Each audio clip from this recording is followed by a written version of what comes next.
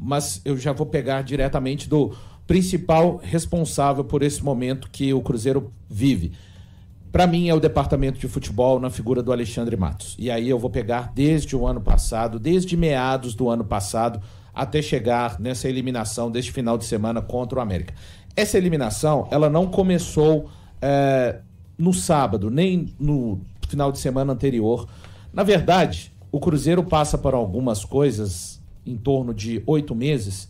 O ano passado, o melhor momento da gestão atual de futebol, que tem o Alexandre Matos à frente, foi exatamente aproveitando o restante de trabalho da gestão anterior, que estava saindo do Ronaldo, ali na figura do Pedro Martins, como diretor de futebol. Foi o melhor momento dessa gestão. Quando eles assumiram em abril, que o Cruzeiro havia sido desclassificado, o Cruzeiro havia perdido a final do Campeonato Mineiro, Campeonato Mineiro esse que, inclusive, o Alexandre Matos falou que não perderia. De fato, no primeiro ano da gestão Pedro Lourenço disputando o Mineiro, o diretor, o CEO de futebol Alexandre Matos, não vai perder aquela final da maneira que ele disse que não perderia, porque para você perder uma final, você precisa de conseguir estar na final. E na primeira oportunidade de disputa do Mineiro dessa gestão, eles não conseguiram sequer colocar o Cruzeiro em condições de chegar a uma final e perderem essa final. Ponto.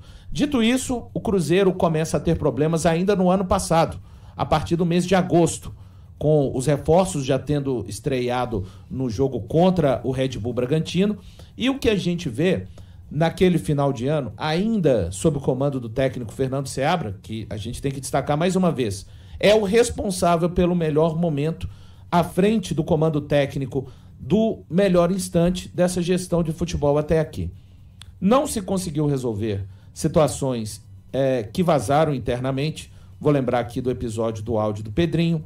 Vou lembrar que fizeram a troca no comando, para mim, correta, do Fernando Seabra para o Fernando Diniz.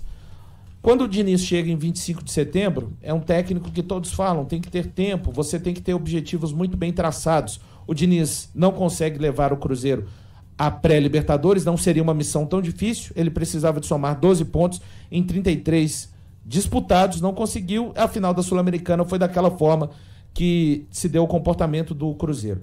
Aí eu acho que a eliminação contra o América começa a ser desenhada no dia 9 de dezembro, quando após aquela entrevista coletiva do técnico Fernando Diniz no jogo após o Juventude, dia 8 de dezembro, ele fala tudo, expõe e segue no comando, depois da forma que falou e pior, depois de tudo que havia sido demonstrado dentro de campo em termos de resultados, questões anímicas dos jogadores. Cruzeiro hoje, não julgo os 10 reforços, eles precisam, o Gabigol, aí é porque as coisas se misturam, o Gabigol não pode perder um gol daquele, mas ele é humano, mas ele não pode, um jogador, ele não tem, a gente não tá falando do Henrique Dourado, a gente não tá falando do Gilberto, ele não pode perder um gol naquela situação, mas eu não vou fazer do Gabigol e fazer de qualquer jogador, inclusive dos jogadores que erraram pênalti, para mim, na disputa contra o América, fazer desses jogadores os únicos responsáveis, para mim, eu repito, o departamento de futebol do Cruzeiro tem a assinatura máxima nesse fiasco, nesse vexame, que foi a eliminação do Cruzeiro para o América. O América não tem nada a ver com isso, é um clube que está organizado dentro da competição, mas a gente tem que lembrar, foi dito ao torcedor que uma final como aquela de 2024 não seria perdida.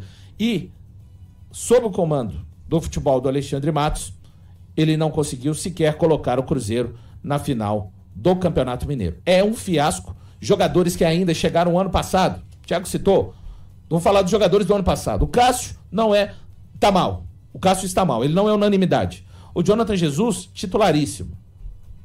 O Peralta, no jogo de sábado, ele não estava sequer no banco de reservas. Foi um investimento do Cruzeiro na ordem de 3 milhões de dólares, que não serviu para estar relacionado no jogo decisivo das semifinais do Campeonato Mineiro. O Matheus Henrique é o melhor jogador do Cruzeiro. O Wallace não se explica, não participa. O Lautaro é uma enorme interrogação e o Caio Jorge bem voltando de lesão. Então, hoje, esse fracasso tem como assinatura principal nome e sobrenome: Alexandre Matos.